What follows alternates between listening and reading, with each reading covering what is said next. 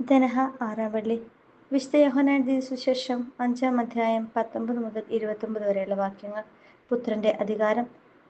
അസ്തിത്വത്തിലും പ്രവൃത്തിയിലും സ്നേഹത്തിലും ബഹുമാനത്തിലും ആദരത്തിലും പിതാവും പുത്രനും തുല്യരാണെന്ന് ഇന്നത്തെ സുവിശേഷം സാക്ഷിക്കുന്നു. 10 പ്രാവശ്യം പുത്രനെന്നും 7 പ്രാവശ്യം പിതാവെന്നും നാം വായിക്കുന്നുണ്ട്.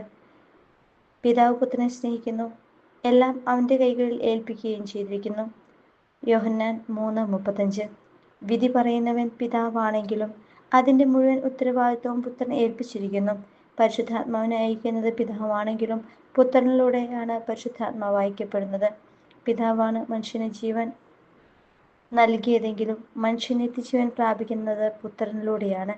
മുദ്രവെച്ച് അടയ്ക്കപ്പെട്ട ദൈവിക ചുരുൾ നിവർക്കുവാനോ അതിലേക്ക് നോക്കുവാനോ സ്വർഗത്തിലോ ഭൂമിയിലോ ഭൂമിക്കടിയിലോ ആർക്കും സാധിക്കാത്ത സാഹചര്യത്തിൽ ആ ശബ്ദമുദ്രകൾ പൊട്ടിക്കുവാൻ സാധിക്കുന്ന ഒരേ ഒരാൾ, 7 കമ്പുകളും സർവശക്തി, 7 കണ്ണുകളും സർവജ്ഞാനി ഉള്ള കുഞ്ഞാട് മാത്രമാണെന്നും അവൻ ദൈവേഷ്ടപ്രകാരം വധിക്കപ്പെടുകയും എല്ലാ മനുഷ്യരെയും ദൈവത്തിനു വേണ്ടി വിലയ്ക്ക് വാങ്ങുകയും ചെയ്തു.